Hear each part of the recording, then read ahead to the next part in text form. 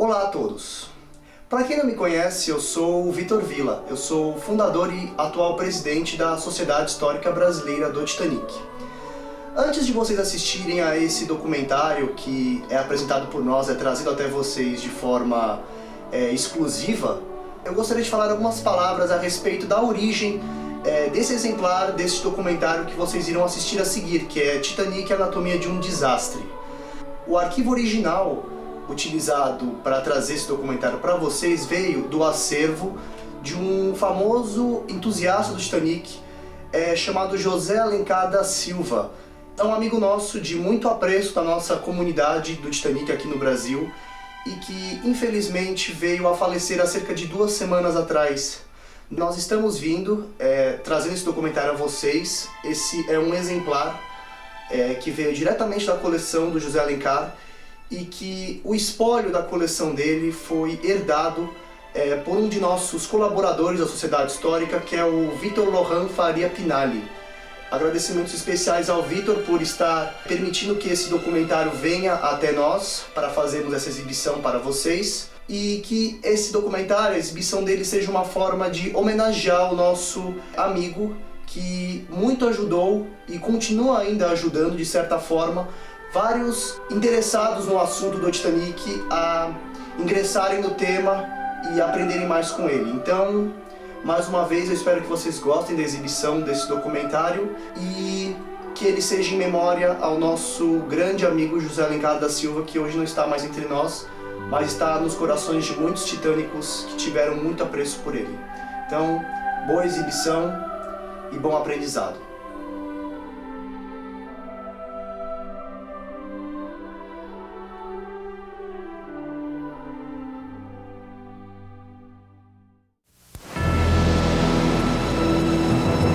Na primavera de 1912, o Titanic afundou sobre as ondas do oceano.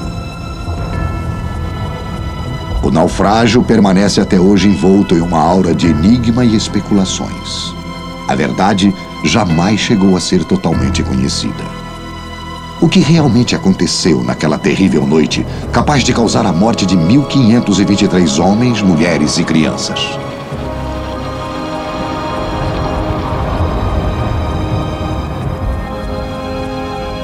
O Titanic sepultou muitos segredos e seu túmulo no fundo do mar. Agora, porém, uma expedição científica sem precedentes na história tenta formar o complexo quebra-cabeças que pode retratar as últimas horas do Titanic.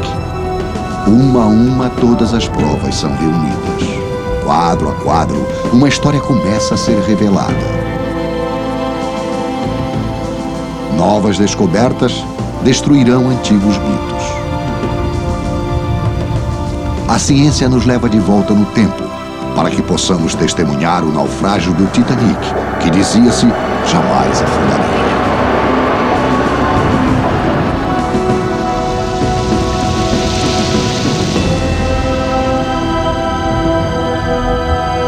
Titanic, a anatomia de um desastre.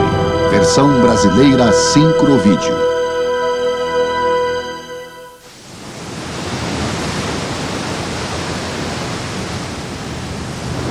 O navio de pesquisas francês Nadir dirige-se a um local histórico, situado a uns 650 quilômetros da costa norte-americana. Sua tripulação traça a rota para uma das mais famosas regiões do Atlântico Norte. O local onde afundou o Titanic.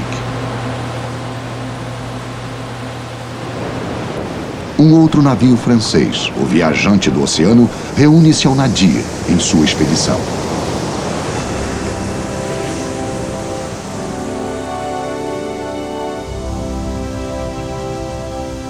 A bordo, equipes altamente especializadas de cientistas e engenheiros irão explorar fases distintas do desastre do Titanic. Paul Mathias é perito em registro visual submarino. Ele tentará descobrir como se deu o impacto com o iceberg que selou o destino do navio. O arquiteto naval Bill Garsky acredita que ainda se possa encontrar indícios do desastre na estrutura de aço do Titanic. Teria o aço se estilhaçado como vidro durante o naufrágio? David Livingstone trabalha para a companhia que construiu o Titanic. Ele deseja descobrir por que o navio afundou tão rapidamente e por que se partiu em dois. Roy Kilmore é biólogo. Irá pesquisar se as formas de vida que habitam as profundezas do oceano já selaram o destino final do Titanic. Charles Haas e Jack Eaton participam da expedição como historiadores e proporcionarão o contexto histórico necessário para a investigação dos fatos. Juntos, os integrantes da equipe tentarão descobrir por que o simples resvalo em um iceberg ocasionou a catástrofe de um navio projetado para enfrentar perigos desta natureza.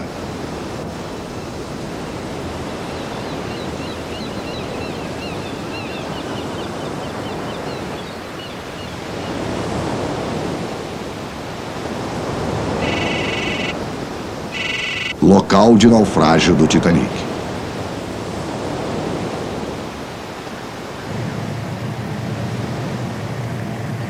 Uma simples boia e uma bandeira demarcam o local da catástrofe.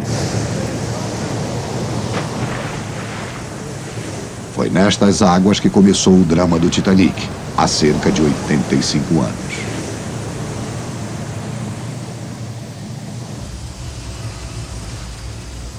A investigação sobre o Titanic assemelha-se à atividade de reger uma orquestra tecnológica composta de engenheiros, mergulhadores e cientistas. A preparação do equipamento para o primeiro mergulho é realizada com todo cuidado.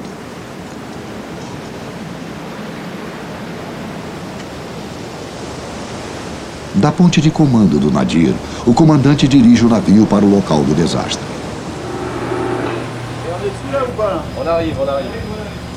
Bem abaixo, encontram-se os destroços do maior navio já naufragado.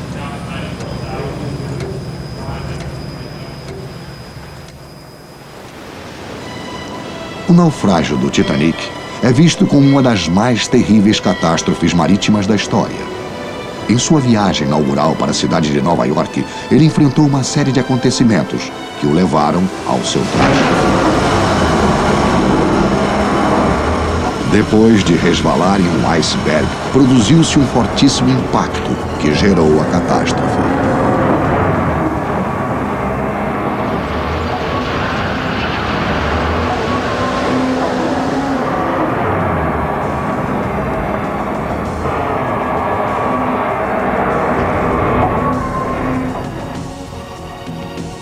Hoje, o Titanic jaz no fundo do oceano, a mais de 3.600 metros de profundidade.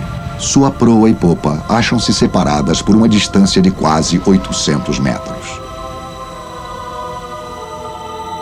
As forças que geraram tal destruição devem ter sido devastadoras, mas os fatos ocorridos naquela noite ainda permanecem vagos e misteriosos. O Titanic tem sido objeto de muitas especulações e informações errôneas. É possível que, por isso, esta expedição seja tão importante, já que a ciência agora é capaz de esclarecer diversos equívocos, revelando-nos o que realmente aconteceu naquela noite.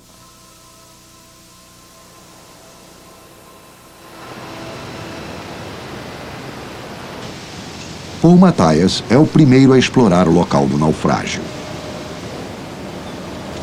Seu equipamento de registro visual é colocado em um submarino de última geração, o Nautilus.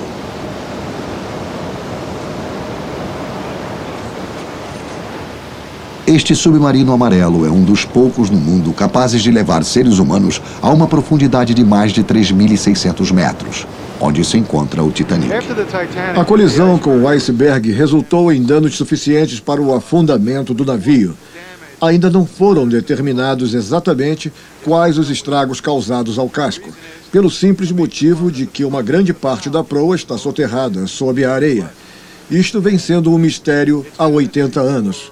Hoje vamos tentar desvendá-lo, investigando o que se encontra sob a areia com um sensor sísmico, semelhante aos aparelhos de ultrassom utilizados pelos médicos. Assim como um aparelho de ultrassom, este sonar irá criar imagens através do envio e recepção de sinais acústicos. Matthias espera que seus sinais sejam capazes de penetrar pela areia, revelando-lhe um rombo na parte lateral do Titanic. Esta descoberta representaria o primeiro passo para a reconstituição do desastre. Utilizando braços semelhantes ao de um robô, o Nautilus posicionará o sonar próximo ao local na areia onde se encobre o rombo. Dentro da cabine do Nautilus existe espaço para 3 mergulhadores e um laboratório submarino.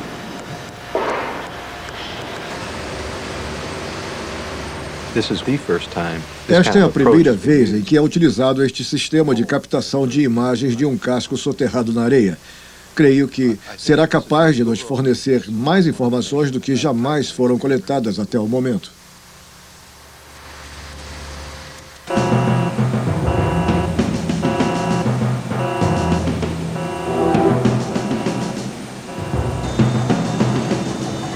Mas esta investigação sobre o Titanic é extremamente perigosa.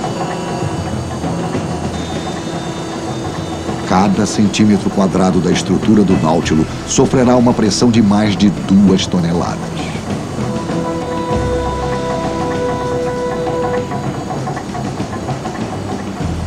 A menor rachadura na superfície de aço com liga de titânio pode causar a implosão do submarino.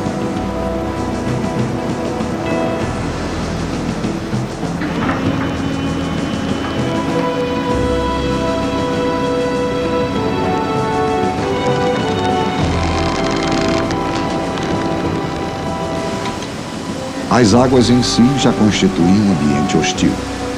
Temperaturas geladas e fortes correntes aumentam o perigo de cada mergulho.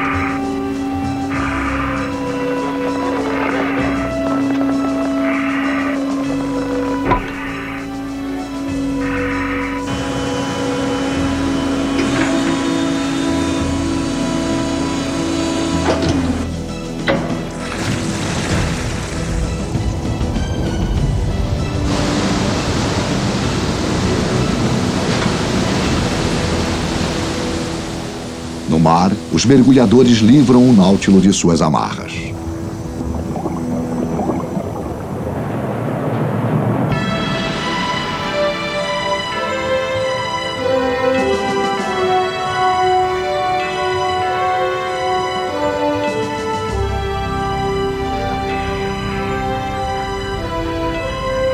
Na sala de controle do Nadir, a tripulação monitora o progresso do Nautilus através de um software de visualização ultramoderno.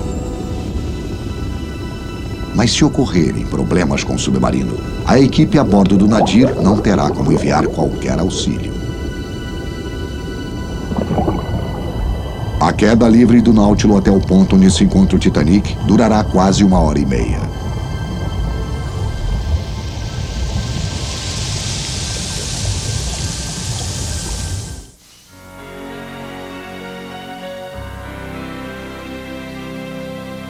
O Titanic era o orgulho de Belfast, na Irlanda do Norte, destacando-se na paisagem da cidade onde foi construído.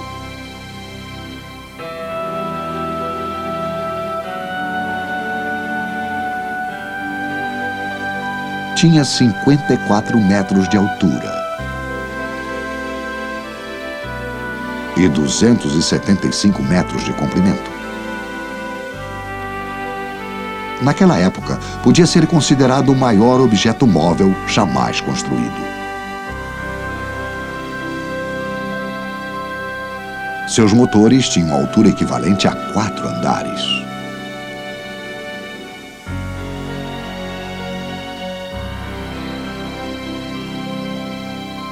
Cada um de seus 3 hélices era maior do que uma casa.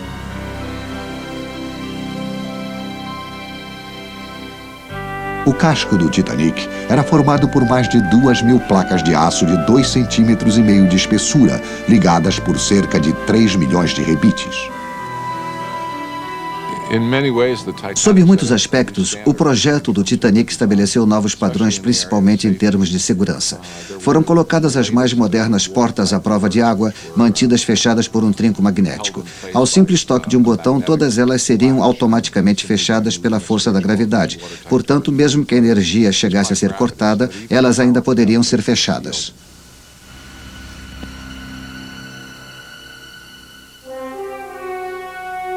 O Titanic foi projetado para suportar um determinado nível de avarias. A imprensa deu-lhe o nome popular de invencível e até mesmo de inafundável. Em sua viagem inaugural, mais de 2.000 passageiros e tripulantes estavam a bordo, todos confiantes de chegarem a Nova York em total segurança. Mas apenas 705 conseguiram terminar a viagem.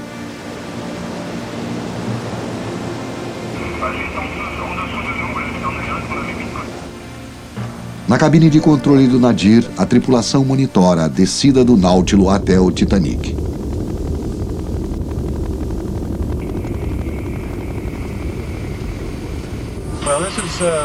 Aqui fala Paul Mathias. Estamos a 3.800 metros abaixo da superfície do mar. Observamos o exterior pela frente através de duas portinholas de 15 centímetros de espessura. O indicador de profundidade mostra que estamos a 3.767 metros abaixo da superfície, quase 4 quilômetros abaixo do navio que deixamos há cerca de 1h30. Esperamos avistar o fundo do mar a qualquer momento.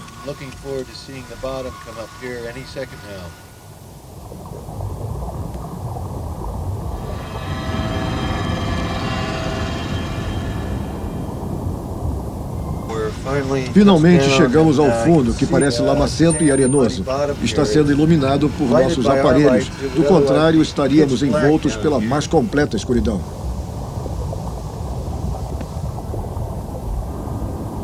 Em meio à penumbra, começam a surgir os contornos de uma figura.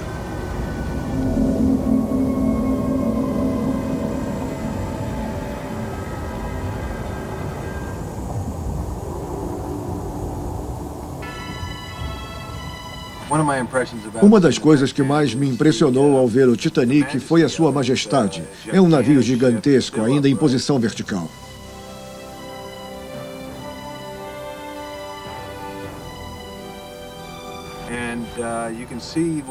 Pode-se ver o que já foi. Um navio muito imponente, extremamente bem equipado.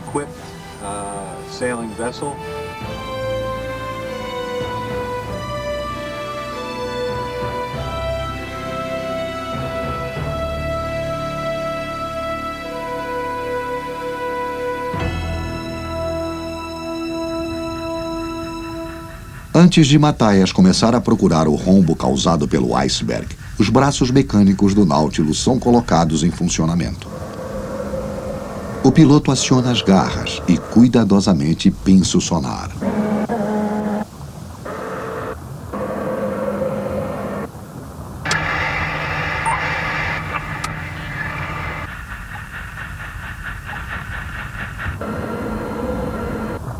A investigação começa com o registro das imagens dos estragos visíveis. Estas informações contribuirão para que Mathias possa compreender o que vem a descobrir debaixo da areia. Perto de uma borda, vemos uma abertura no casco que pode ser registrada pelo vídeo. Fica logo acima da superfície da areia. Aqui podemos enxergar através do casco. Ao mesmo tempo, nosso sensor sísmico começa a mostrar uma bela forma hiperbólica. Isso vem a confirmar que estamos começando a detectar aberturas no casco com o nosso sistema, o que nos deixa muito animados. Depois de captar as imagens da linha da base, a tripulação deverá enfrentar o grande desafio: encontrar os rombos que causaram o naufrágio do Titanic.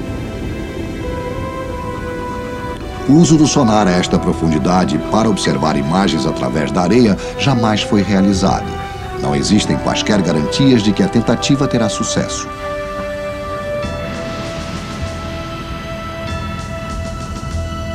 A investigação dura 3 horas. O que Mathias encontrará debaixo da areia?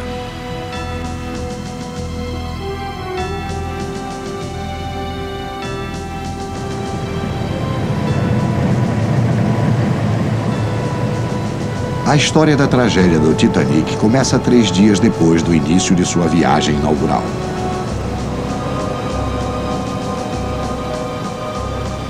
O comandante E. J. Smith recebe de outros navios diversos alertas sobre o gelo. Smith altera seu curso, dirigindo-se mais para o sul, de modo a evitar o perigo, mas mantém a alta velocidade do navio. Não consigo imaginar quaisquer condições que levassem o navio ao naufrágio. As modernas técnicas de construção naval já superaram este estágio, comandante Smith. A confiança de Smith logo viria a ser abalada.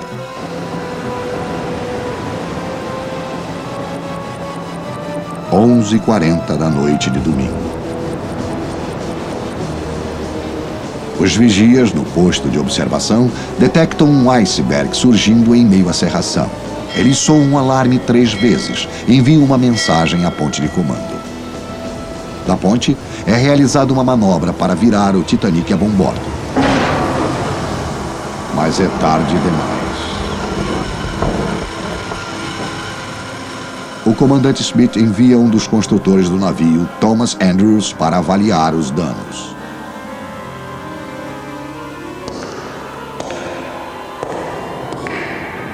Andrews dirige-se rapidamente para os compartimentos dianteiros do navio para proceder à inspeção.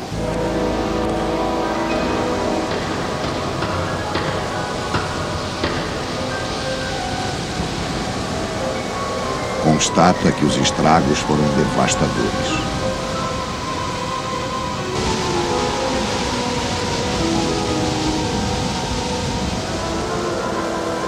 O casco do navio foi perigosamente perfurado por um iceberg. Embora o navio tenha sido projetado para suportar um certo nível de inundação, Andrew descobre avarias nos 6 primeiros compartimentos.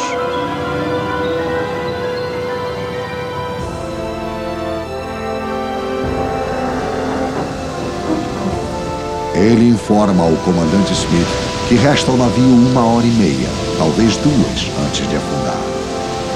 O destino do grande Titanic estava selado.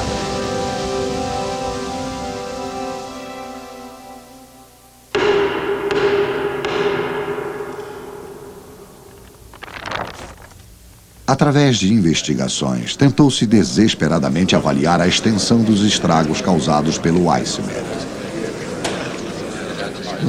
Quando foram realizadas as investigações sobre as avarias no Titanic, surgiu um sério problema. A única pessoa capaz de fornecer informações mais exatas sobre o que aconteceu naquela noite, Thomas Andrews, havia perecido. Até mesmo os depoimentos dos sobreviventes foram confusos, eivados de contradições. Havia um especialista participando do inquérito que acreditava ser capaz de determinar o que realmente acontecera. O arquiteto naval Edward Wilding trabalhou nos estaleiros onde foi construído o Titanic. Segundo Wilding, o elemento-chave para a compreensão dos estragos estava na natureza das inundações. O Titanic foi inundado de forma desigual em 6 compartimentos. Para Wilding, isso significava que cada compartimento havia sofrido uma inundação própria, diferente das outras. Wilding sugeriu ainda que o verdadeiro estrago produzido pelo iceberg poderia ter sido muito pequeno.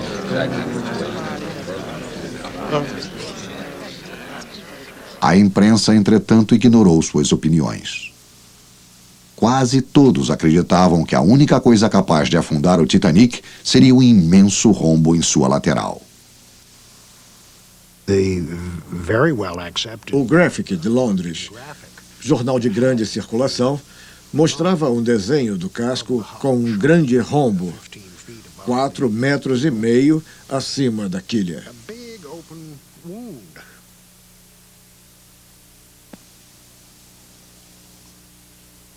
Este rombo de 90 metros transformou-se em uma lenda que dura há quase um século.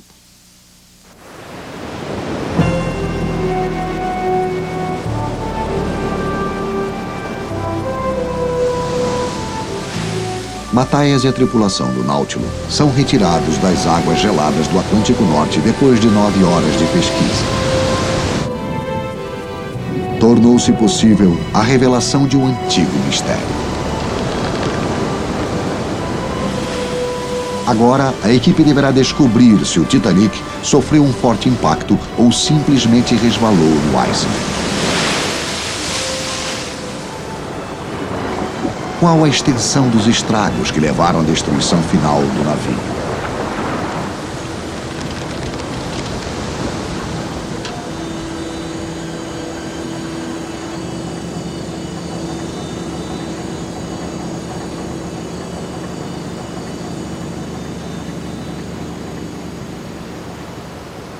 Bem, aqui estamos nós. Vou entrar. Matthias e seu assistente, Steven Durzenko, analisam os dados coletados. Por aqui e depois por ali, está vendo? E só estamos começando a observar o que está embaixo da areia. Bem aqui. Isto é uma deformação. Isto é algo que ficou enterrado. É? Qual é a sua opinião? Posso constatar duas pequenas deformações, duas pequenas distorções, muito próximas uma da outra. É possível fazer uma medição aproximada? Esta aqui tem de 1,5 m a 1,80 m. Nossa, olha só, tem outra ali. É semelhante às outras. Mas é mais longa, viu? Vai daqui até aqui. Foram descobertas 2 outras fendas no casco do Titanic. Durante as próximas horas, Matthias e Durzenko identificam os estragos do navio, compartimento por compartimento.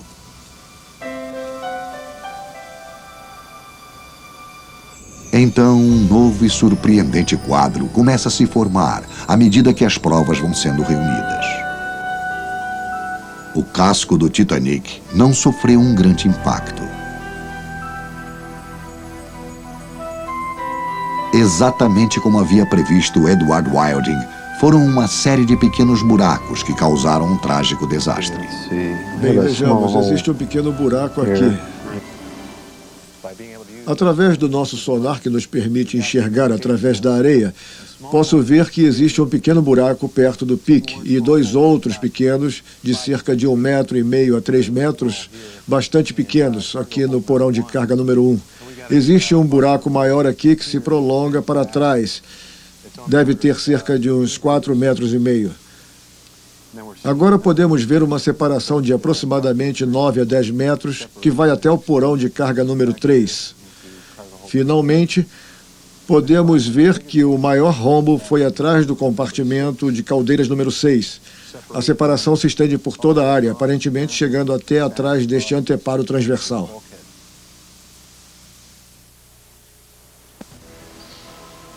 Na noite do desastre, o iceberg comprimiu as placas de aço do Titanic, rompendo seus rebites.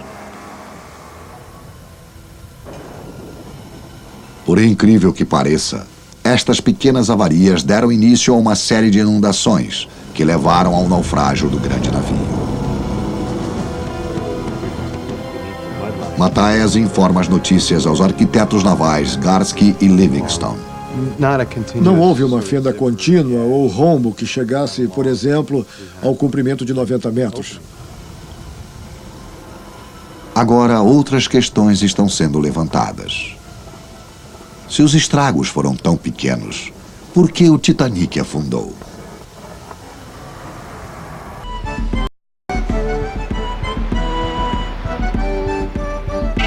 Belfast, Irlanda do Norte.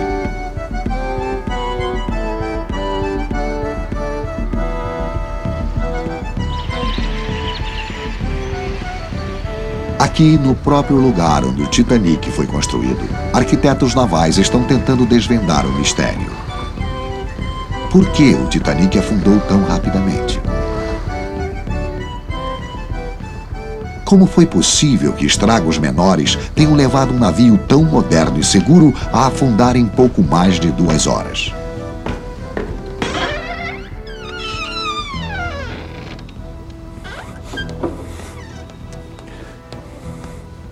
Através de um exaustivo trabalho, 2 pesquisadores reconstituíram um fundamento, a partir do testemunho de Edward Wilding sobre as inundações.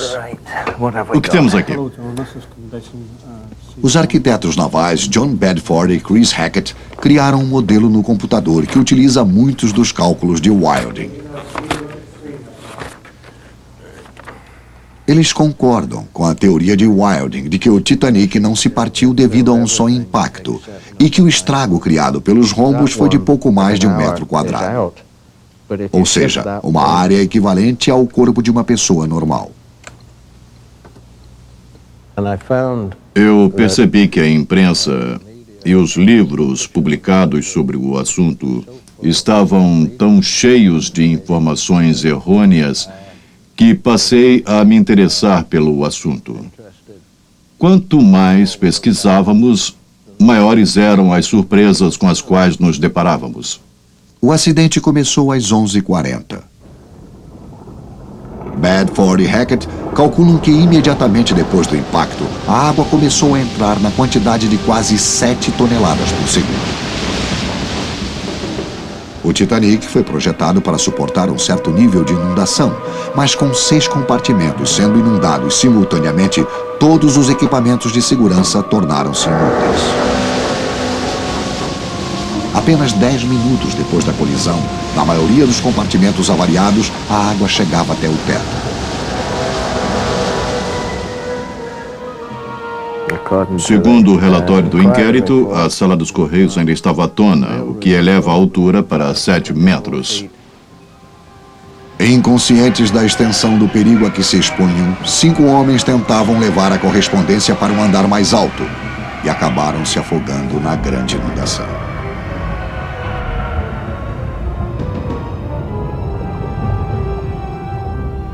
Podemos agora passar para 00:10. A água já chegou ao convés G através da escotilha número 1. Apenas 20 minutos depois do impacto, passageiros que passeavam pelo convés disseram em seus depoimentos ter tido a sensação repentina de caminhar morro abaixo. Bedford e Hackett calculam que à meia-noite o navio já havia sido inundado por 8.000 toneladas de água.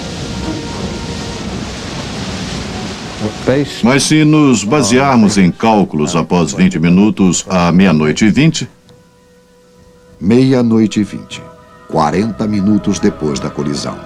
A proa está a apenas 4,5 metros acima da superfície das águas, prestes a submergir. Os 2 primeiros barcos salva-vidas são lançados, porém não são inflados. As pessoas ainda não compreendiam que o navio naufragava. lá está. E a água ainda não penetrou no número 4. Tudo já foi inundado até a linha de flutuação, exceto o número 5. A proa submerge. 1 hora depois da colisão com o iceberg, todos os compartimentos danificados estavam cheios até a linha de flutuação. Bedford e Hackett calculam que a esta altura o Titanic tinha sido inundado por 25.000 toneladas de água. O comandante Smith sabe que o tempo é curto. Fogo! Ele ordena o disparo dos foguetes de salvamento. Desesperados, os operadores de rádio tentam enviar pedidos de socorro. Tudo em vão. O navio ainda se mantém estável, portanto, podemos continuar a inundar.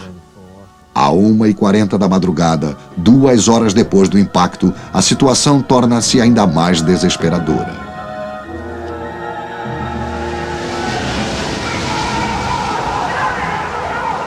Corajosos membros da tripulação que tentavam fornecer energia para as luzes do navio lutam agora para salvar suas vidas.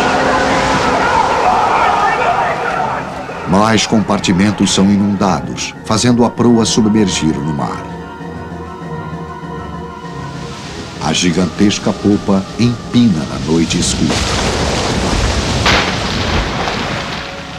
Em pouco mais de 2 horas, o Titanic naufraga.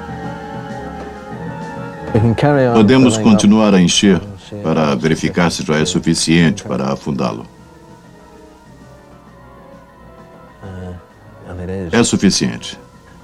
Lá vai ele. Pronto, são 2h20 da madrugada.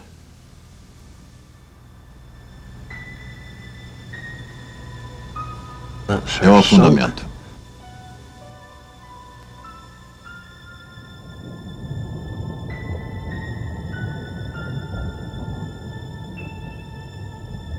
Mais de 1.500 pessoas permaneciam a bordo do navio que naufragava.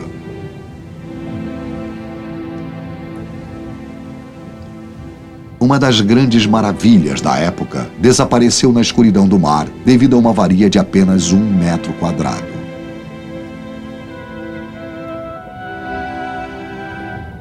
O Titanic representava uma era de grande otimismo. Acreditava-se que a tecnologia tinha poder total sobre as forças da natureza. Quando o grande navio deixou o porto, ninguém se preocupou em saber se havia barcos salva-vidas para todos os que estavam a bordo. Mas depois deste incrível desastre, toda a filosofia de segurança mudou para sempre.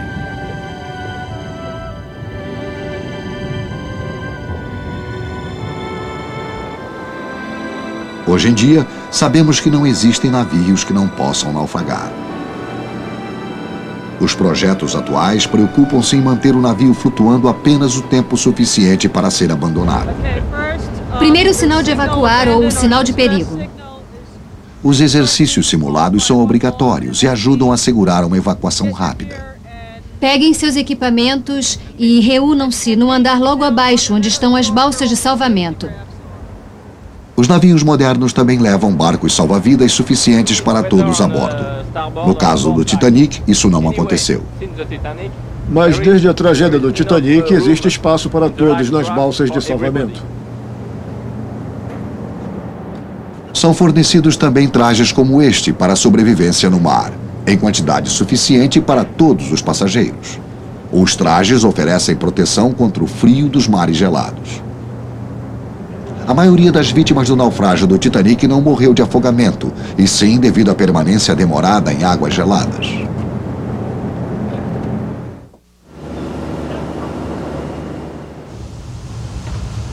As profundezas do oceano são uma nova fronteira. Poucas pessoas desceram a profundidade de 3.700 metros, tarefa muito arriscada. Modelos como o Nautilus abriram novos mundos. Mas a despeito de mais de uma década de visitas ao Titanic, ainda existe muito a ser descoberto.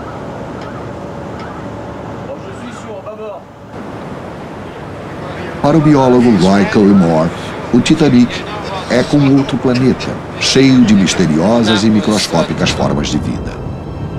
Cullimore acredita que as bactérias que consomem ferro são as principais culpadas pela corrosão do Titanic. O navio está se desintegrando porque as bactérias consomem cada vez mais ferro da liga de aço. Agora, o navio não é mais capaz de se manter totalmente a prumo. Aos poucos, ele vai caindo e chegará o dia em que toda a sua estrutura desabará. Enquanto Cullimore se prepara para avaliar o destino final do Titanic, os arquitetos navais David Livingstone e Bill Garsky fazem um retrospecto da noite da tragédia. Estão a quilômetros de distância. Agora que conhecem a extensão dos danos causados pelo iceberg e a natureza das inundações ocorridas, deparam-se com mais um dado misterioso. Como foi que o Titanic se partiu em pedaços em águas tão tranquilas? É uma massa amorfa de peças retorcidas de metal, tubos, cabos, fios, tudo que se possa imaginar, e formam um aglomerado. É Não é inacreditável. um local muito convidativo. É quase como se um gigante tivesse partido o navio em dois, pelo menos é o que parece. Quando foi revelado que o navio se partira em dois, ficamos estupefatos, devido ao seu peso e pela confiança inspirada pelos relatos históricos e principalmente pelas investigações oficiais, segundo as quais o navio afundara intacto. corroboraram este testemunho todos os oficiais que sobreviveram ao afirmarem que o Titanic afundara intacto. Outros viram o navio se partir antes de afundar. Por que a história nos fornece versões tão confusas e cheias de dados contraditórios? Houve tantas interpretações diferentes do caso quantas foram as pessoas que deram depoimentos.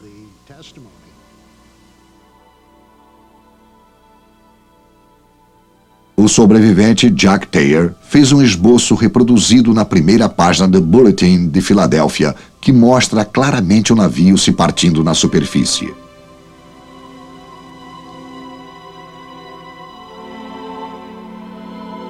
Segundo outros depoimentos, o navio se partiu quando já estava submerso. Vai começar a se aquecer. David Livingstone pesquisará os escombros em busca de pistas sobre a rachadura. A estrutura A vai levá-lo de volta. E depois, São dados os últimos conselhos pelos organizadores da expedição. quando você estiver dentro do gradeado e eles tiverem decidido... É a primeira vez que um arquiteto naval explora o Titanic.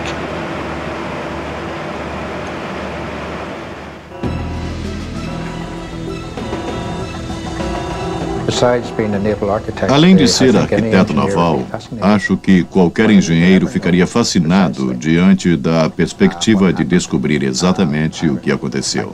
Mas é muito duvidoso. Creio ser possível tecer hipóteses e tentar avaliar a ordem que se deram os acontecimentos.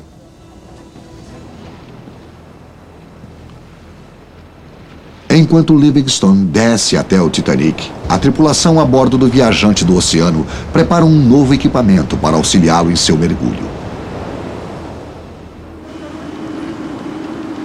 4 torres de luz para iluminação submarina especialmente construídas para o projeto iluminarão os escombros.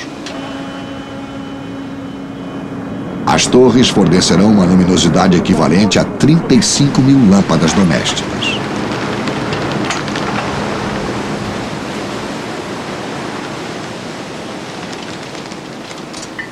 Meia tonelada de correntes levarão as luzes até o fundo do Atlântico Norte. Boias gigantes içarão as luzes de volta à superfície depois que as correntes tiverem sido soltas.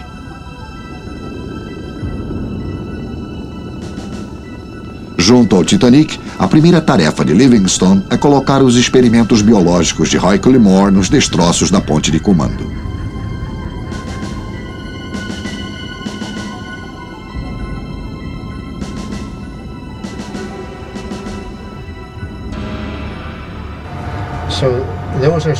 Estes são alguns dos instrumentos e testes que temos que instalar, e foi sugerido que fossem colocados na ponte de comando. É preciso que seja uma área onde haja muita corrosão, para que os cientistas possam observar o que está acontecendo e que tipo de reações estão ocorrendo.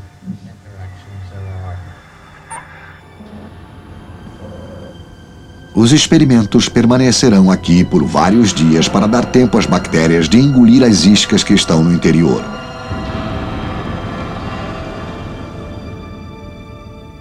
Livingstone desloca-se lentamente da proa para a popa.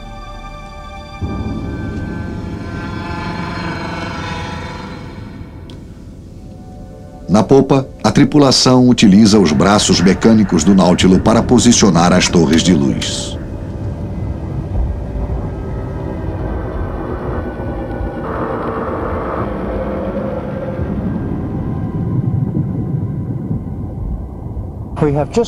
Nos afastamos um pouco e pedimos ao comandante para ligar as luzes exteriores ao submarino.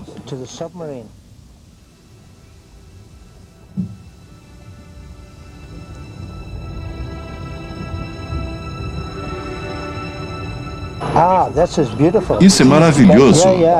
São realmente portáteis. É a primeira vez. Agora eu posso ver o motor. É finalmente levantado o véu de escuridão que pairava sobre o navio, revelando os motores da altura de 4 andares. Tudo o que resta do antigo gigantesco convés são escombros à volta do motor.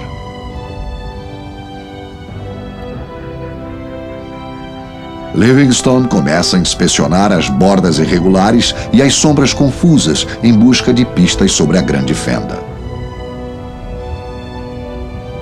Seu olhar experiente percebe que os motores parecem ter se partido ao meio. O motor a bombordo e o fato de que um dos cilindros se soltou indica que houve uma pressão ou impacto muito forte sobre o casco. O motor em si era uma estrutura muito pesada. Os dois motores juntos pesavam cerca de 2.600 toneladas. O fato de um motor tão grande ter desaparecido sem deixar vestígios demonstra que alguma força muito poderosa exerceu pressão durante o afundamento. Para Livingstone, o Titanic aparentemente se partiu aqui, entre os dois motores. Mas ele ainda não sabe como ou por que ele se partiu.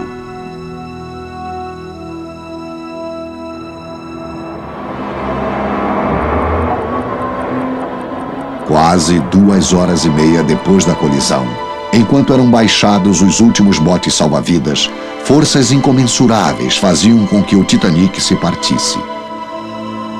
O segundo oficial, Charles Lightoller, testemunhou o começo do fim.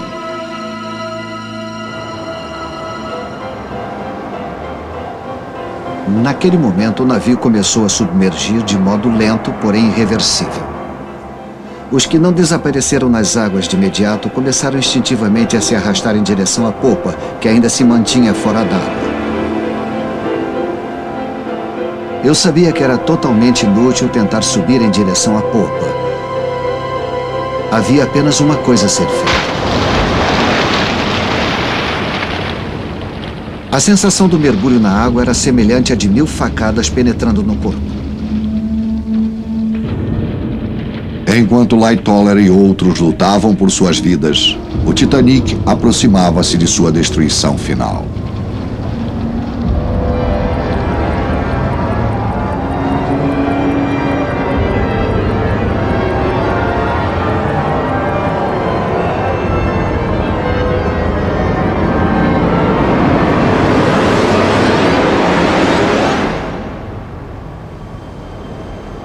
Boiando nas águas geladas, Lightoller testemunhou um drama assustador.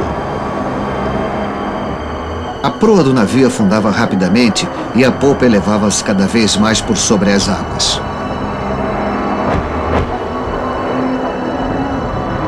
A imensa pressão exercida sobre o casco, com a elevação da popa acima da superfície da água, forçou a abertura da junta de dilatação perto da chaminé número 1, fazendo-a tombar. A poucos centímetros do meu próprio corpo.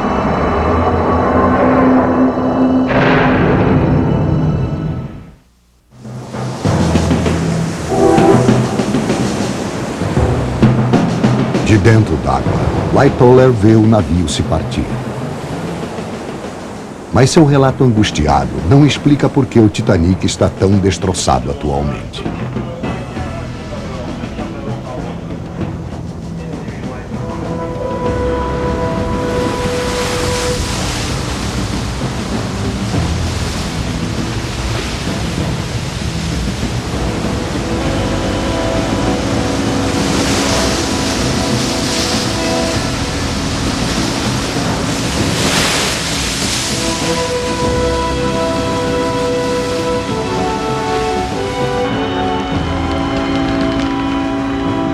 David Livingstone retorna da pesquisa com mais perguntas do que respostas.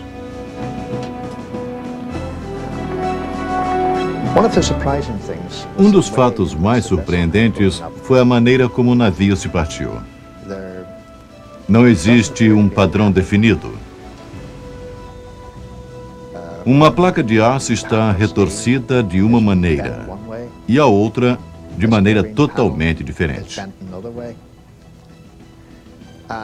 Não há uma explicação capaz de identificar todas as forças que exerceram pressão sobre o navio.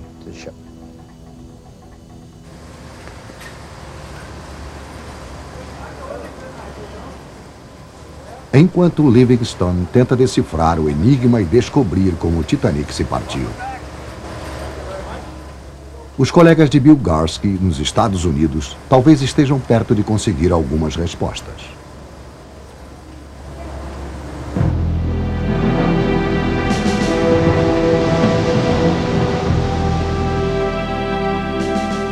Peça por peça, um Titanic virtual está sendo construído.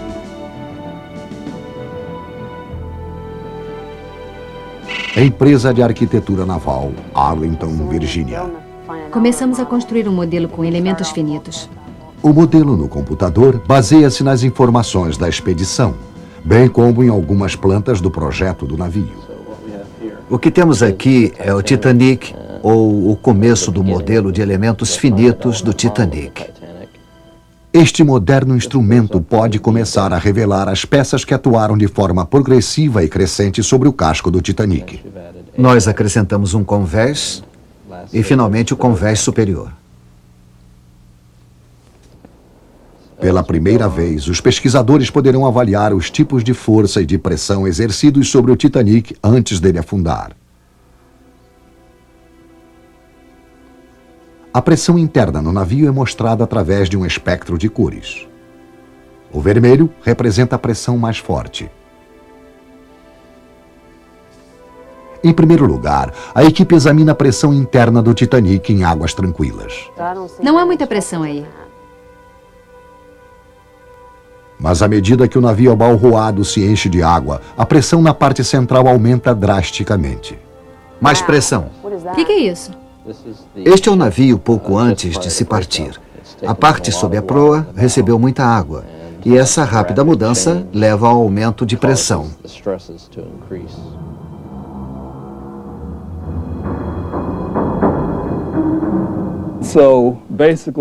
Basicamente, o navio está se inclinando para frente.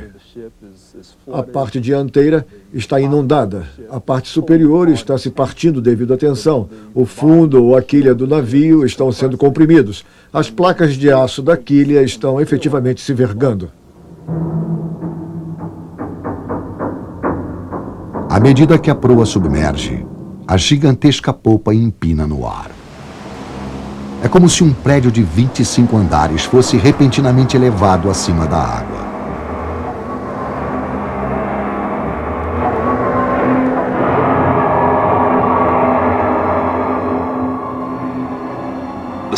A pressão que é exercida sobre o convés é de cerca de 16 toneladas por polegada quadrada.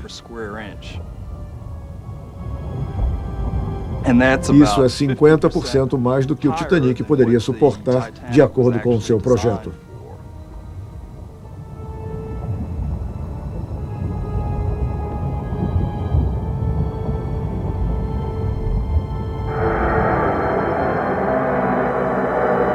As inúmeras formas de pressão exercidas sobre o navio foram tão esmagadoras que acabaram por despedaçá-lo.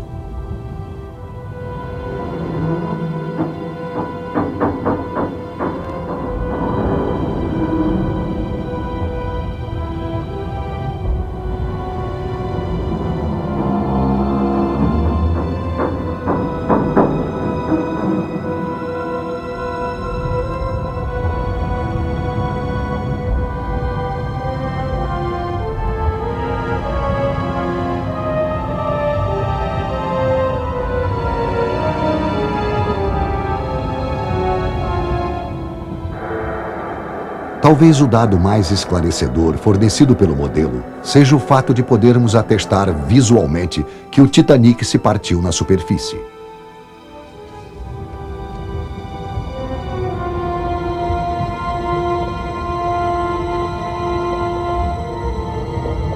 Escutei explosões, ruídos estrondosos. Imaginei que o convés tivesse se arrebentado sob a pressão que fazia o navio vergar para baixo. Major Arthur Pushon.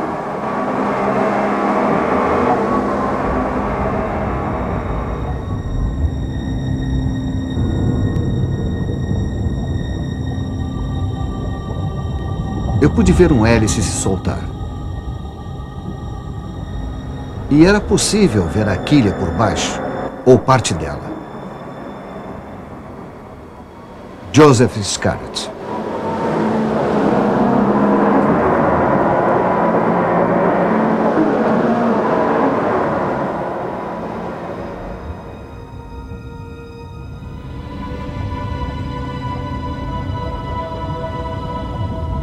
As luzes foram se apagando enquanto o navio se partia em dois. Comissário Frederick Crowe.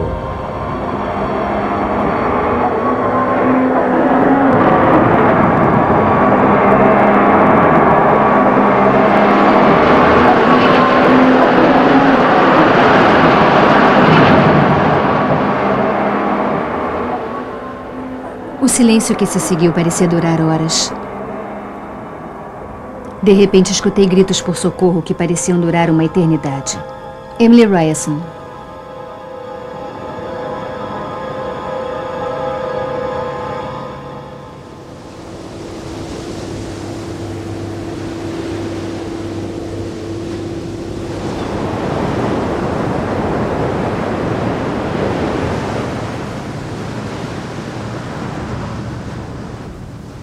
Outra pista sobre o naufrágio do grande navio é retirada do fundo do oceano.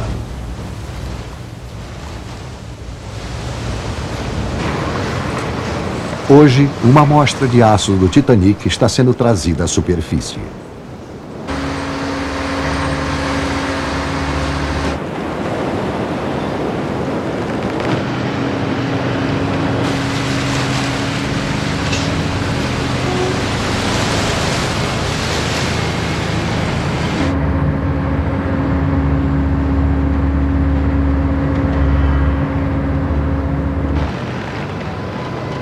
Quando a histórica relíquia chega a bordo do Nadir, o sentimento da tripulação revela um misto de assombro e reverência.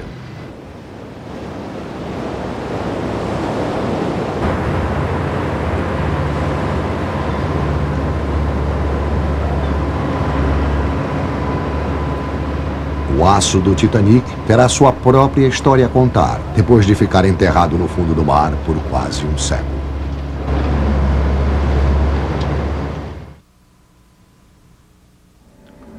Muitos sobreviventes afirmaram ter escutado ruídos terríveis, sons assustadores.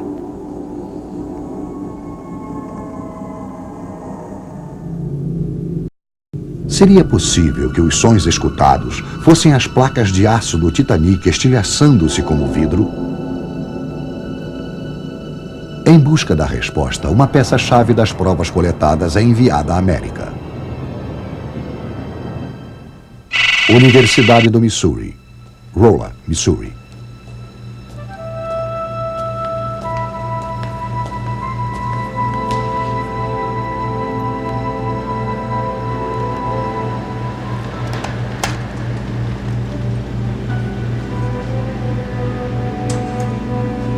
Para que se possa reconstruir os acontecimentos, o aço do Titanic foi enviado para cá a fim de ser dissecado e analisado. Próximo. Sob a orientação do professor Laley, especializado em metalurgia, a equipe realizará testes para verificar se o aço do Titanic era particularmente frágil e quebradiço.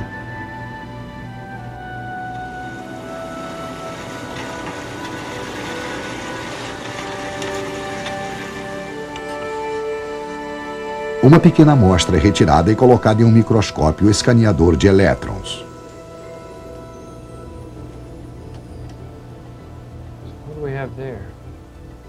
Os metalúrgicos Chris Ramsey e Scott Miller examinam a fundo a microestrutura do aço. Existe ferrita, perlito, muitas inclusões. Vamos focalizar rápido e depois voltar a ampliar para ver o resultado. Eles investigam indícios de fragilidade e defeitos no aço. Vamos ampliar um pouco mais. Há muita ferrita e perlito. E grandes inclusões. Lá está uma. Provavelmente sulfeto de magnésio. Aí está uma grande. Sulfeto de magnésio. Como suspeitavam, o aço está cheio de grandes inclusões de sulfeto de magnésio, ou seja, imperfeições na estrutura química que resultam em áreas frágeis que tornam o aço quebradiço.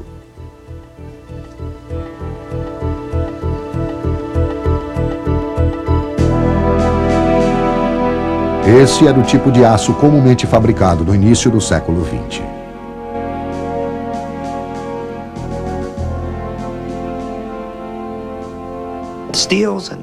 Na virada do século, o aço era produzido em pequenos lotes, talvez de cerca de 70 toneladas, enquanto os de hoje pesam umas 400 toneladas. O controle de qualidade era muito difícil na época. Comparado com o aço de hoje, este é obviamente inferior, mas para a época representava o padrão de qualidade normal. Quando o Titanic foi construído, ninguém suspeitava que estas impurezas químicas pudessem tornar o aço frágil quando sujeito a situações particularmente difíceis. Os pesquisadores acreditam que a temperatura das águas geladas do Atlântico Norte possa ter contribuído para tornar o aço ainda mais quebradiço. Nos dias 14 e 15 de abril, as águas do Atlântico tinham uma temperatura muito baixa, pouco comum naquela época do ano, principalmente no mês de abril.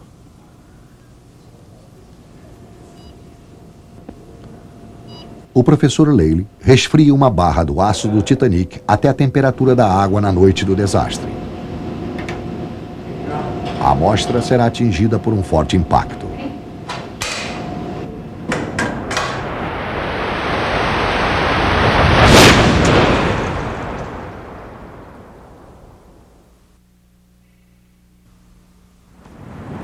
Instituto Nacional de Padrões e Tecnologia, Gaithersburg, Maryland. O aço fragmentado do Titanic é enviado a outro laboratório para ser examinado pelo Dr. Timothy Feuch. É maravilhoso ter a oportunidade de analisar uma amostra de aço do Titanic, poder investigar o mistério do conjunto de fatores que levou ao afundamento.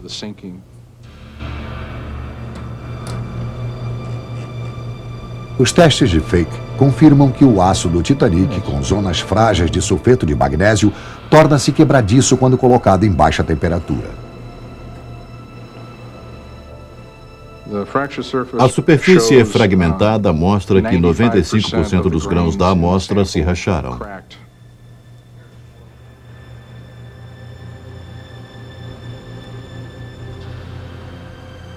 As linhas das rachaduras vão em direção às zonas frágeis em quase todos os casos.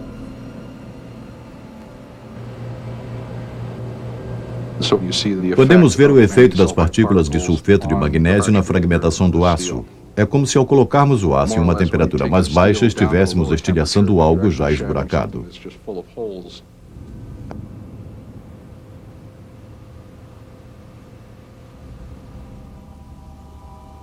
Na noite do desastre, quando o Titanic começou a se partir, é provável que a maior parte do aço tenha sofrido fragmentações e rachaduras.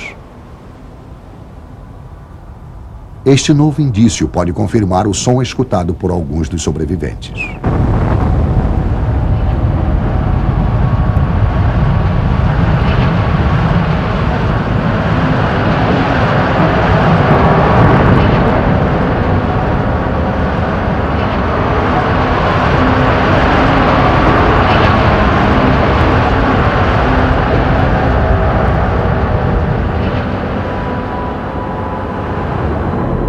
Ninguém sabe ao certo o que aconteceu ao Titanic depois que ele submergiu em direção ao fundo do oceano.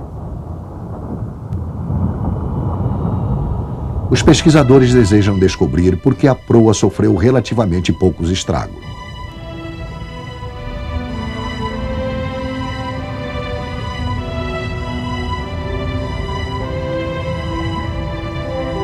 A polpa, por outro lado, ficou totalmente destruída.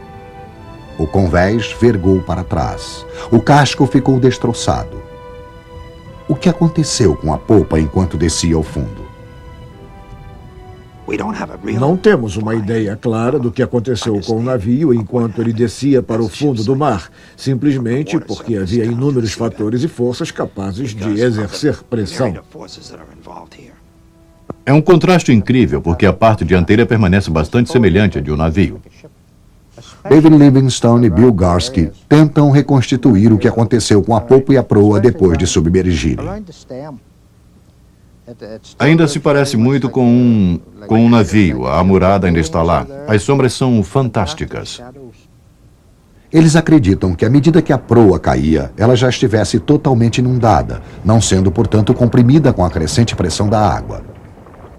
A proa está relativamente em boas condições se compararmos com a popa devido à equalização da pressão durante o processo de afundamento abaixo da superfície. O modelo não está correto. Livingstone acredita que o local dos destroços contenha vários indícios sobre como a proa chegou à sua posição final. A este bordo existe um grande resíduo de lodo de forma ondulada sobre o qual o navio se assentou. A âncora repousa sobre este sedimento. Estou vendo. Outro indício sobre o impacto da proa pode ser encontrado a bombordo. Acima da ponte de comando, Para a surpresa de Livingstone, existe uma grande curvatura no casco. ficou totalmente recurvado. O arqueamento do casco a bombordo me pegou de surpresa. Se analisarmos as condições do casco, mais precisamente na área onde existe a curvatura de 180 graus, em um raio de talvez 3 metros, vemos que o casco não havia se partido ali. As placas estavam intactas.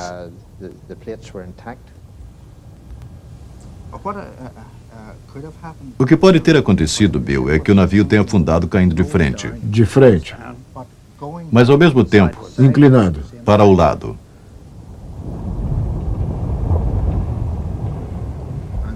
E depois tenha se enterrado no lodo.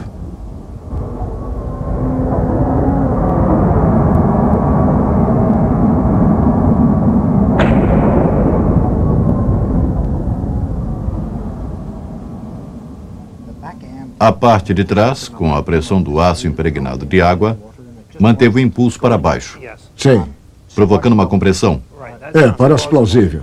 Ao produzir a pressão semelhante ao efeito de uma sanfona, criou esta gigantesca dobra. Sim. Acho que foi mais ou menos ali.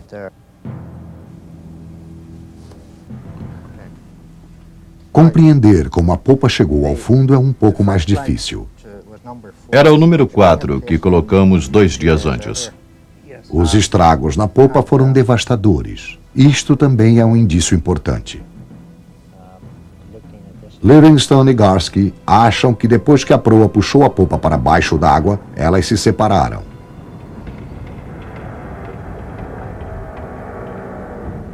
A enorme pressão do ar dentro da popa gerou uma série de implosões.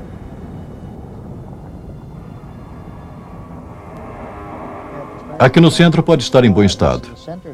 O olhar experiente de Livingstone avalia que os hélices do Titanic possam propiciar pistas sobre como a polpa finalmente se assentou no fundo do mar. Os hélices estão curiosamente retorcidos para cima, o que sugere que a parte traseira da polpa bateu primeiro no solo. Parece que a parte traseira bateu no fundo do mar como uma pedra que cai.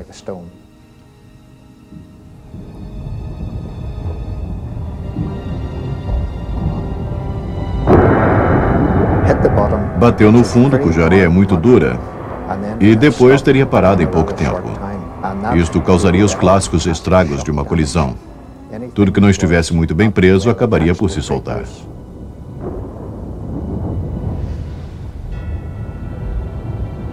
A construção do Titanic demandou o trabalho de 15 mil pessoas durante 2 anos. Foi construído com mais de 25 mil toneladas de aço. Seus motores produziam quase 50 mil cavalos vapor.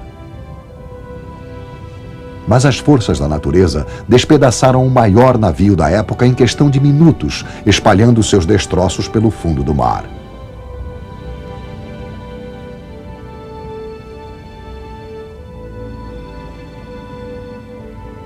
Curiosamente, até hoje, os pedaços espalhados ainda não foram todos localizados.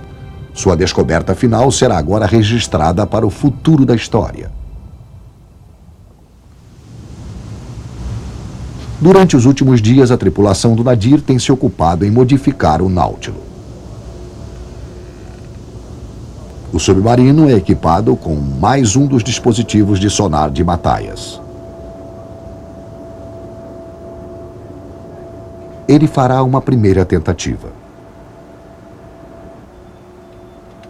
Usando a nova tecnologia do software, ele tentará criar o primeiro mapeamento arqueológico de todo o local dos destroços, uma área de 2,5 km².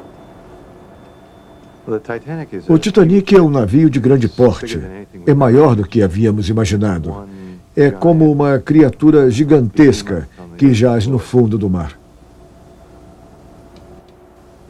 Nunca houve uma exploração sistemática e detalhada do Titanic.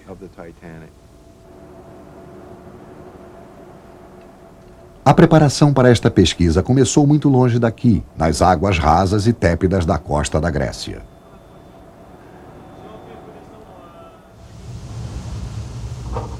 Mathias estava aqui para sintonizar seu equipamento de registro visual em um navio idêntico ao Titanic, o Britannic, que afundou 2 anos depois do Titanic durante a Primeira Guerra Mundial.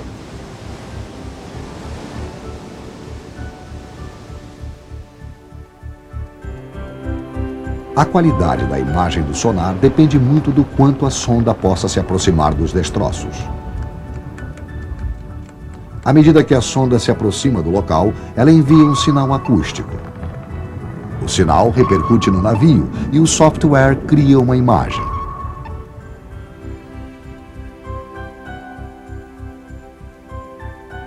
Em questão de horas, pode-se ver o Britannic no fundo do mar, apoiado sobre sua parte lateral. Em seguida, Mathias confirma o que ele viu nas imagens através de uma inspeção no Britannic realizada em loco.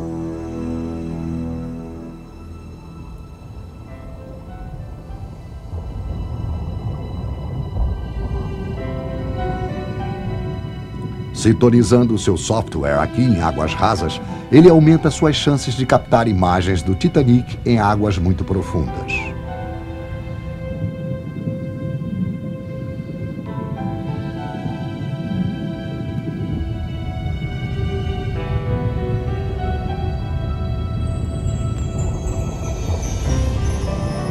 Mathias confirma várias imagens mostradas pelo sonar.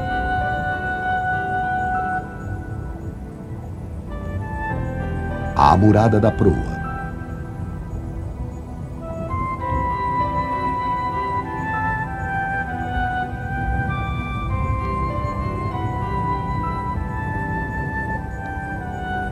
O convés de passeio.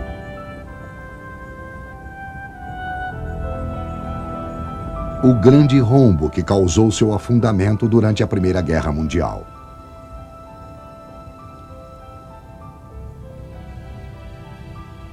E até mesmo seu gigantesco hélice.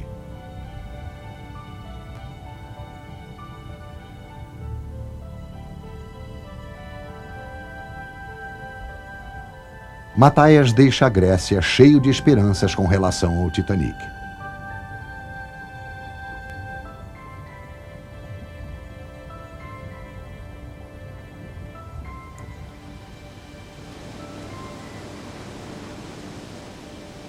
Em comparação às águas quentes do Mediterrâneo, o Atlântico Norte é profundo e perigoso.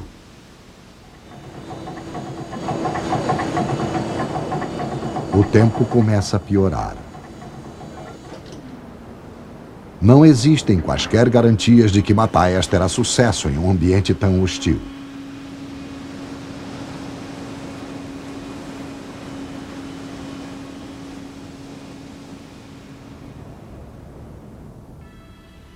A caminho do Titanic, ele prepara seu software de imagens.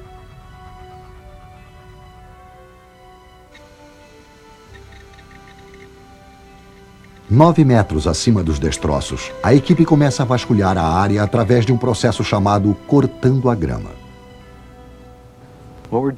Dentro do Nautilus, usamos o sonar para esquadrinhar uma área do fundo do oceano, que abrange o raio de 180 metros de cada lado. Estamos reconstituindo uma imagem do fundo do mar. Jamais foi realizada uma exploração sistemática desta área. Estes são os primeiros dados do Titanic pesquisados por um submarino obtidos por meio de um escaneador. Também armazenamos os dados em um disco óptico no computador. Este é um em 2347. 47? Matthias e Durzenko começam a fazer o primeiro mapeamento arqueológico do local onde se encontram os destroços do Titanic. 6. Como? Que coisa, veja só. Deve ser ele. Esta é a proa. Pela primeira vez, toda a proa pode ser vista no fundo do oceano. A imagem está boa, muito boa.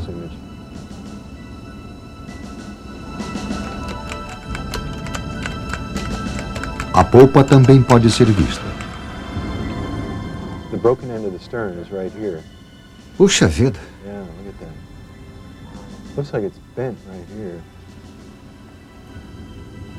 O mapeamento do sonar acabou revelando uma surpresa. Aquele é um grande pedaço do casco, bem ali. Quando o Titanic se partiu em dois, foi danificado em 2 pontos, criando um terceiro segmento partido, já quase totalmente desintegrado. Depois de registrado pelo vídeo e colocado no mapeamento, uma parte de cerca de 18 metros do casco é descoberta intacta. Os pesquisadores acreditam que a outra metade do imenso motor do Titanic esteja debaixo desta parte. Outras investigações do local poderão fornecer uma resposta.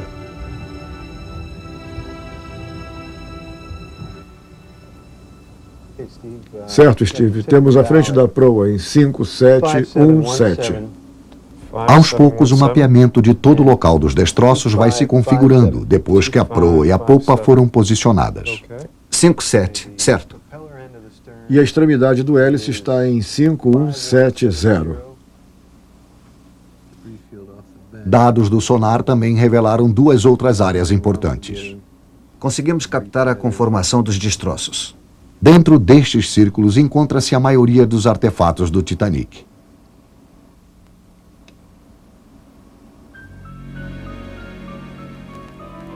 Espalhados sobre o fundo do mar estão muitos objetos que caíram de dentro do navio enquanto ele afundava.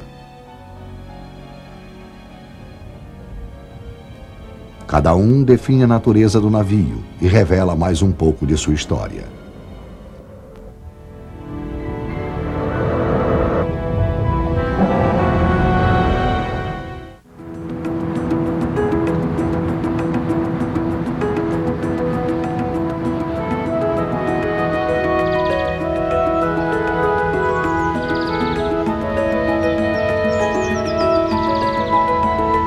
LP3, Conservação, Semur, França.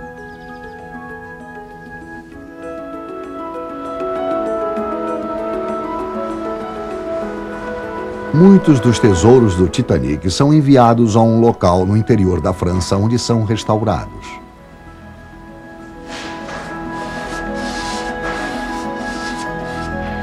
Uma camada protetora de esmalte é aplicada em um dos apitos do navio, cujo som se ouviu pela última vez às 12 horas do dia em que o Titanic colidiu com um iceberg. Esta era a voz do Titanic. Era através dos apitos que ele falava. Aí estão. Conseguimos encontrá-los. Sabemos agora como são os apitos. Uma coisa é ler sobre eles, outra é vê-los pessoalmente. Temos uma impressão muito diferente de como realmente eram.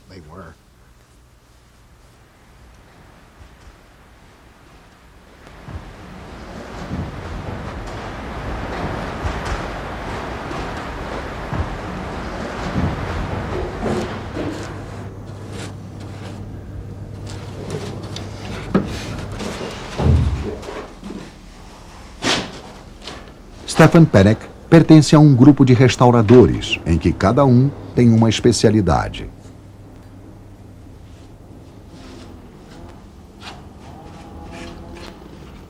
Arqueólogo experiente, Pennock supervisiona cuidadosamente o estado de conservação dos objetos do Titanic.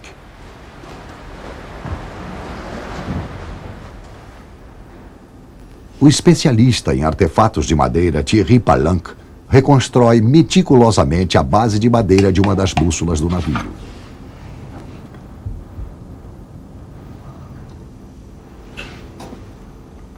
Cada objeto recuperado torna-se parte integral de um novo registro histórico.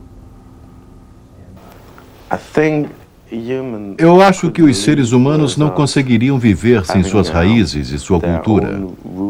Esta é provavelmente a principal diferença entre nós e os animais.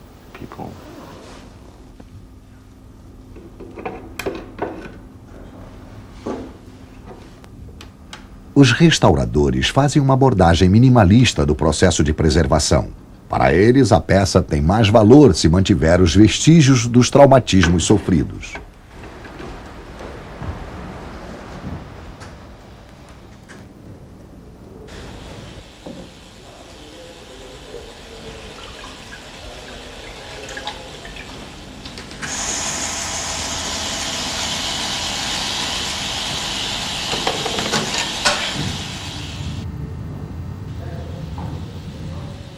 Uma escultura de cerâmica. A água do mar pôde arrancar uma superfície lustrosa de sua base. Processos químicos e de secagem a ar irão firmar as rachaduras.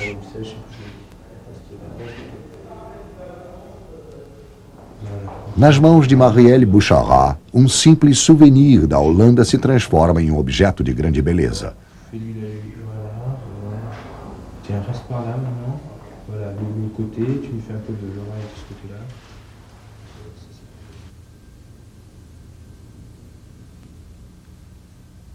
Elaboradas treliças de metal que adornavam os bancos do convés do Titanic são banhadas em soluções químicas.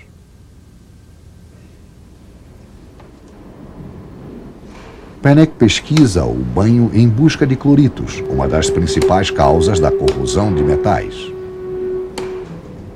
Cada objeto reage de uma forma quando em contato com a água do mar. Pennock usará todos os recursos de sua eclética formação para salvar os objetos do Titanic. Em termos de conhecimento, é preciso entender de química, física e processos de turbulência, bem como o aspecto histórico e artístico do significado do objeto. Não se pode restaurar um relógio ou um carro se não se compreender as técnicas usadas em sua produção. Isabelle Cellier-Colson recoloca os minúsculos componentes dentro do relógio.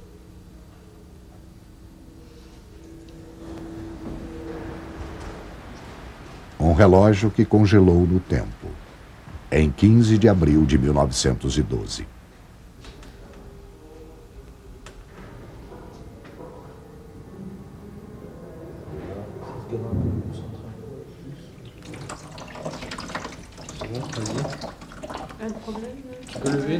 É incrível que até o terno de um homem possa ser recuperado do fundo do oceano.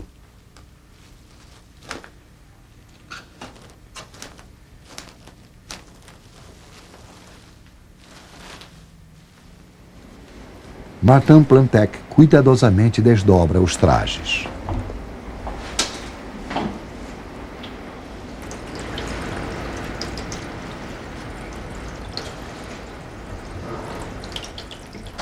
Detritos e óxidos são retirados das calças, luvas e camisas, que foram cuidadosamente dobradas e embaladas para uma viagem à América há tanto tempo atrás.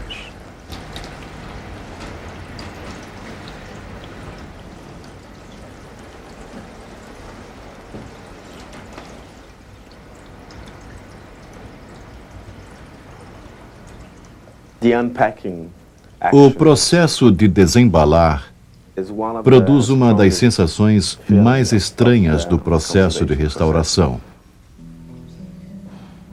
Porque, neste momento, fazemos o que deveria ter sido feito na época. Quando se chega de uma viagem, a primeira coisa que fazemos é desfazer as malas. Mas houve uma mudança. Agora a pessoa não pode mais cumprir a tarefa, e ela deverá ser realizada por nós. É uma emoção muito forte.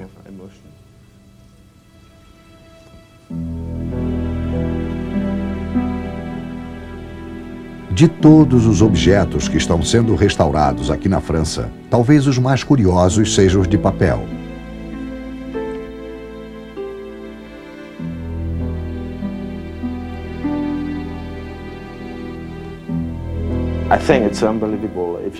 É inacreditável. Ninguém acreditaria ser possível restaurar papel em um caso como esse.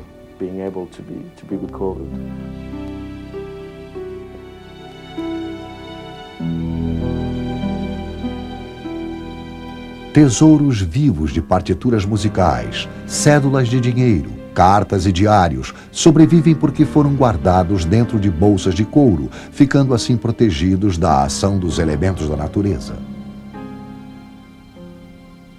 Hoje em dia, estes escritos pessoais nos relembram as vidas que se perderam. Roy envia lembranças. Gostaria de estar viajando como você. Desejo-lhe muita prosperidade. Feliz Natal e um próspero Ano Novo. Espero receber notícias suas. Fico contando os dias que faltam para sua volta. Não poderia ser infiel mesmo que eu desejasse.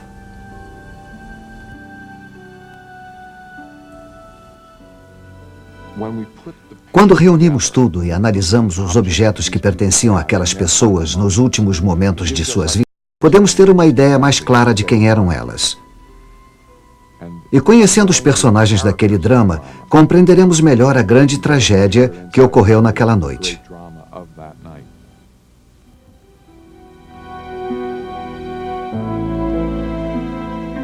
Ao todo, cerca de 5.000 objetos do Titanic foram recuperados. Agora, muitos podem ser vistos em exposições em todo o mundo. Cada um proporciona uma visão íntima e humana que permite manter viva a memória do Titanic.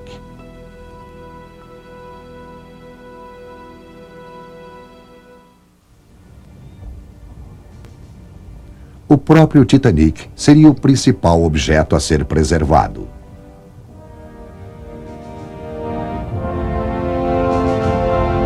Mas o navio jamais poderá ser trazido à terra para este fim. Ao contrário dos objetos restaurados na França, o Titanic se desintegra rapidamente, sem qualquer chance de ser preservado. Talvez o Titanic esteja se tornando muito frágil. Precisamos saber exatamente quão frágil ele é no momento. Coolmore sempre retira uma certa quantidade de ferro depois de secar uma amostra de metal.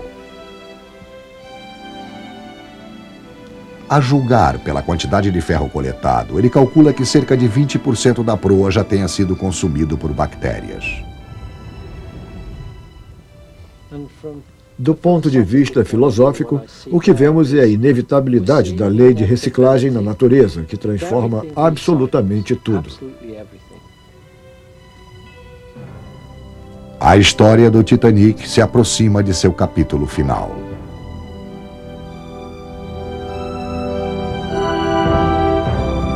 O mais luxuoso transatlântico do mundo está em processo de lenta desintegração, transformando-se em poeira e minério de ferro.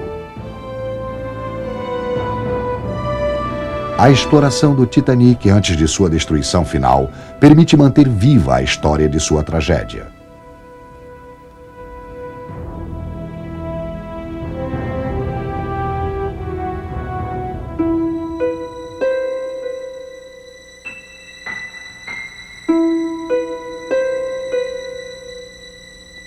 Ao amanhecer, os sobreviventes do Titanic flutuavam nas águas geladas do Atlântico. –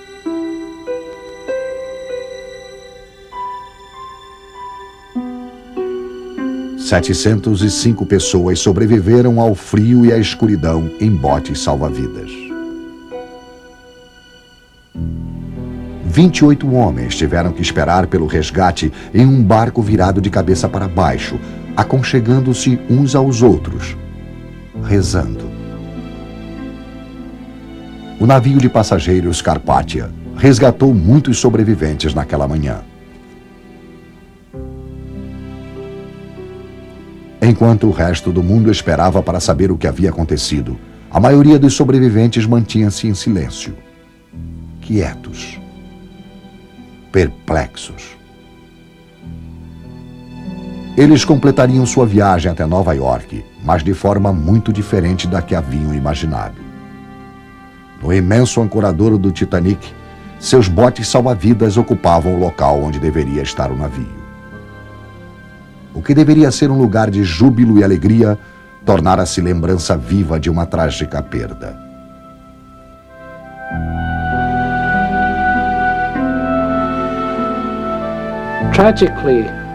Infelizmente, muitas pessoas perderam suas vidas devido ao naufrágio do Titanic. Acho que deveríamos pensar menos na catástrofe e mais no que ela pode nos ensinar, para que não torne a acontecer. O Titanic mantém sua elegância, como que dizendo: não me evitem, aprendam comigo. Não lamentem tragédias, aprendam com elas.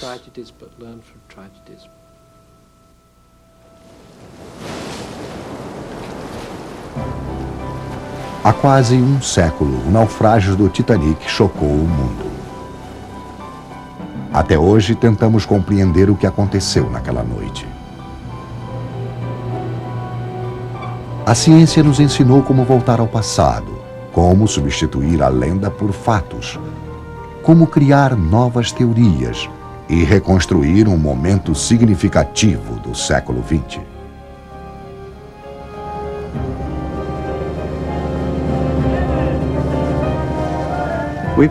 Realizamos muito nesta operação.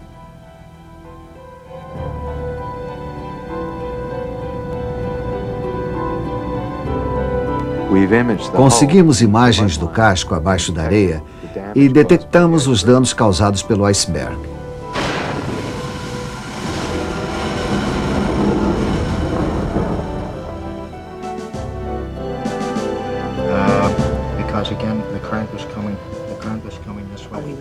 E sabemos talvez um pouco mais sobre o mistério do Titanic. A questão foi o aço, a arquitetura naval que superestimou a capacidade do navio. Por isso ele afundou. Colocou-se além da capacidade para a qual estava projetado.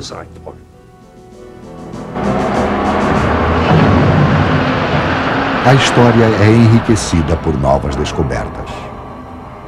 Assim também, a tragédia do Titanic traz algo de novo, sempre que recontada.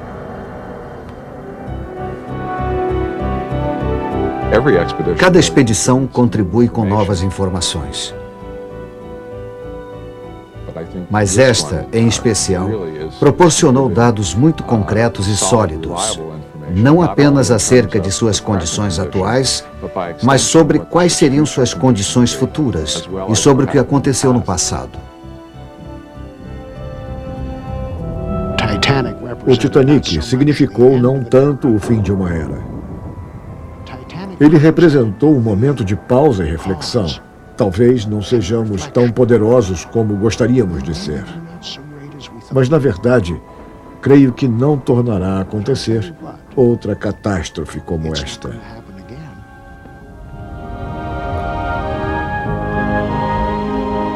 Os ecos das lições do Titanic ainda são cheios de significado para nós. Até hoje, a história deste grande navio toca nosso coração.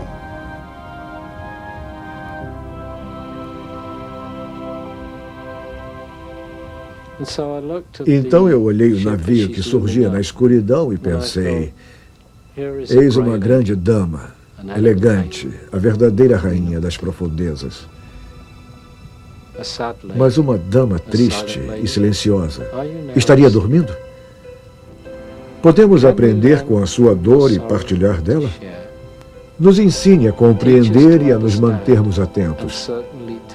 Entretanto, jamais outra dama de cinza, elegante, tornará a resvalar para as profundezas do oceano. Slip unwillingly into the sea.